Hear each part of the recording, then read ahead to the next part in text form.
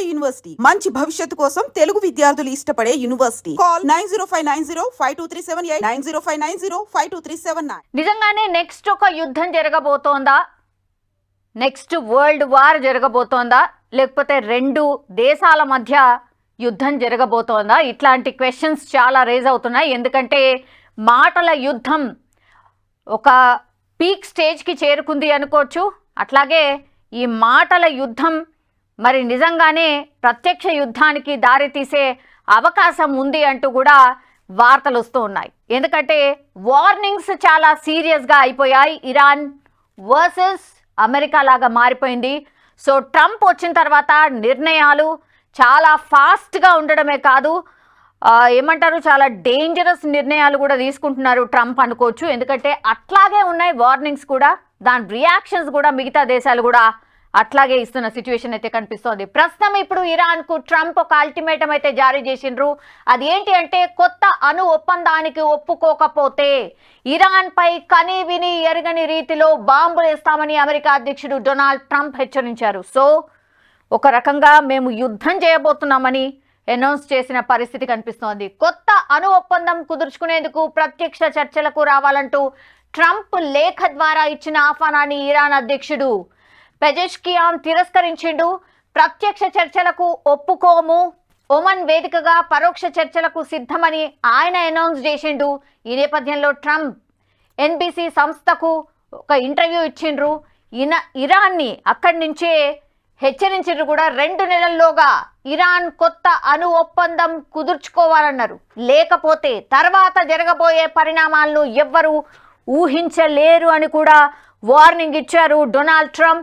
వాస్తవానికి 2015లో America Iran మధ్య కుదిరిన అణు ఒప్పందం నుంచి ట్రంప్ ప్రభుత్వం 2018లో తప్పుకుంది. తాజాగా అణ్వాయుధాల తయారీపై ఇరాన్ చురుగ్గా ఉందనే కథనాల మధ్య ట్రంప్ ఒక అల్టిమేటం జారీ చేశారు. ఎస్, ఇరాన్ ఇక్కడ అణ్వాయుధాల తయారీ చాలా చురుగ్గా చేస్తోంది కాబట్టే ట్రంప్ ఈ నిర్ణయానికి వచ్చారా అనేది కూడా ఇప్పుడు ఒక అతిపెద్ద చర్చ. పుతిన్కు ట్రంప్ తాజా వార్నింగ్ ఇచ్చిండు. ఉక్రెయిన్తో కుదిరిన కాల్పుల విరమణ ఒప్పందాన్ని వెంటనే అమలు చేయకుంటే రష్యాపై మరిన్ని సుంకాలు విధిస్తామని ట్రంప్ హెచ్చరించిండు. రష్యా చమురుపై సుంకాలు పెంచుతామని, ఆ దేశం వద్ద చమురు కొనే దేశాలు అమెరికాతో వ్యాపారం చేయకుండా కట్టడి చేస్తామంటూ కూడా చెప్పిండ్రు.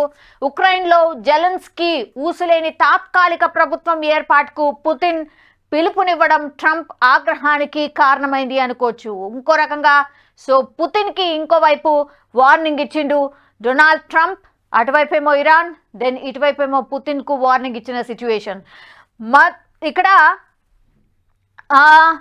మధ్యప్రాచ్యంలో మళ్లీ ఉద్రిక్తతలు పెరుగుతున్నాయి. అణ్వాయుధ అభివృద్ధి కట్టడి ఒప్పందంపై అమెరికా అధ్యక్షుడు ట్రంప్ ఇచ్చిన వార్నింగ్తో అప్రమత్తమైన ఇరాన్ ప్రతి దాళ్ల కోసం మిసైల్స్ రెడీ చేసుకుంటోందని టెహ్రాన్ టైమ్స్ పత్రిక సంచలన కథనాన్ని ప్రచురించింది. సో మీరు వార్నింగ్ ఇస్తే మేమేం చేతులు కట్టుకొని కూర్చుంటామా? మేము కూడా రెడీ ఉన్నాం, మా దగ్గర ఆయుధాలు ఉన్నాయి.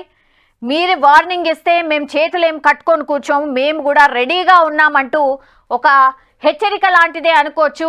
సో మిసైల్స్ రెడీ చేసుకుంటున్నారని ఒక కథనం అయితే ప్రచురించడం జరిగింది. అమెరికాకు సంబంధించిన ప్రాంతాలను చేరుకునే సామర్థ్యం ఈ మిసైల్స్ కు ఉందని కూడా పేర్కొంది. సో ఇది సంచలనమైనటువంటి వార్త. సో యుద్ధానికి ఆల్మోస్ట్ మేము సన్నద్ధంగా ఉన్నాము అనేటువంటి అనౌన్స్ చేసినట్టు అనిపిస్తోంది ఇరాన్ కూడా. సో దేశవ్యాప్తంగా పలు ప్రాంతాల్లో భూగర్భ కేంద్రాల్లో ఇరాన్ మిలిటరీ మిసైల్స్ ను రెడీ చేసుకుంది. వైమానిక దాడులను తట్టుకునేలా ఏర్పాట్లు కూడా చేసుకుంది.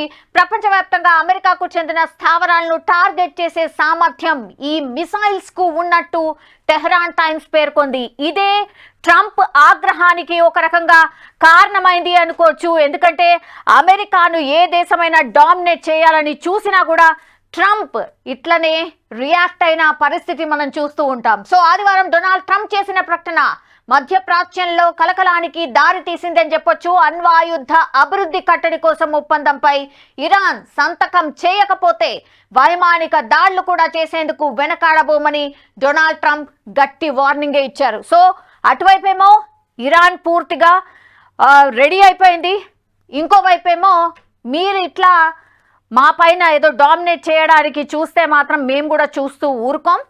సో మేము కూడా అన్నీ కూడా సిద్ధం చేసుకుంటున్నాం, వైమానిక దాడులు కూడా మేము చేస్తాము అన్నటువంటి హెచ్చరిక జారీ చేసిండ్రు. చర్చల కోసం ఇరాన్కు లేఖ కూడా రాసినట్టు చెప్పారు. ఇరాన్ మునుపెన్నడూ చూడని రీతిలో బాంబు దాడులు ఉంటాయని అన్నారు. మరింత కఠినమైన ఆర్థిక ఆంక్షలు కూడా విధిస్తామని హెచ్చరించారు. దీంతో అమెరికా దాడులను ప్రతిఘటించేందుకు ఇరాన్ కూడా సిద్ధమైపోయింది. ఒక రకంగా యుద్ధానికి రెండు దేశాలు సిద్ధమయ్యాయా అనేటువంటిది కూడా ఇప్పుడు మనకు స్పష్టంగా కనిపిస్తోంది.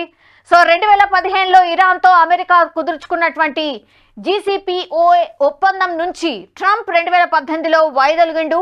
సో ఇరాన్ అణ్వాయుధ అభివృద్ధిపై కఠిన ఆంక్షలకు అంగీకరించినందుకు ఇరాన్కు ఆర్థిక ఆంక్షల నుంచి విముక్తి కల్పిస్తూ అమెరికా అప్పట్లో ఒప్పందం చేసుకుంది. కానీ ట్రంప్ రాకతో పరిస్థితి పూర్తిగా తారుమారైపోయిన సిచ్యువేషన్. ఇక తాజా ఉదంతంతో ట్రంప్ ఇరాన్తో చర్చలకు తాము సుముఖంగానే ఉన్నట్టు చెప్తూ ఉన్నారు. కానీ ట్రంప్ ఆఫర్ను ఇరాన్ అధ్యక్షుడు మసూద్ పెజెష్కియాన్ తోసిపుస్తూ ఉన్నారు. అమెరికాతో నేరుగా చర్చలు ఉండవని చెప్పిన ఆయన ఒమాన్ మధ్యవర్తిత్వం ద్వారా పరోక్ష చర్చలకు సమ్మతమే అంటూ కూడా ఆయన పేర్కొన్నటువంటి సిచ్యువేషన్. ఎక్కడ కూడా ఇరాన్ తగ్గట్లేదు. డైరెక్ట్ చర్చలు ఉండవు, మీతో కావాల్సి వస్తే మా మిత్రుడు అయినటువంటి ఈ ఒమాన్ దగ్గర చర్చలు జరిపితే జరపండి, ఆయన ద్వారా ఏమన్నా మెసేజ్ పంపితే పంపించండి అన్నటువంటి మాట చెప్తున్నారు. సో పరోక్ష పద్ధతుల్లో చర్చలు కొనసాగొచ్చు అని ఇరాన్ సుప్రీం లీడర్ ఇప్పటికే స్పష్టం చేశారు. మాకు చర్చలను కాదనే ఉద్దేశం కూడా లేదు, అయితే మా పట్ల అన్యాయ వైఖరి ఇబ్బందులకు కారణమవుతోంది. ఈ అంశంలో నిర్ణయాలకు సంబంధించి విశ్వసనీయతను పునరుద్ధరించగలమని కూడా వారు నిరూపించాలి. ఇది జరగాలని నేను కోరుకుంటాను అంటూ కూడా ఇరాన్ అధ్యక్షుడు అమెరికాకు ఉద్దేశించి అన్నారు. సో ఒక రకంగా అమెరికా ఎక్కడ తగ్గట్లేదు, ఇరాన్ కూడా ఎక్కడ తగ్గట్లేదు.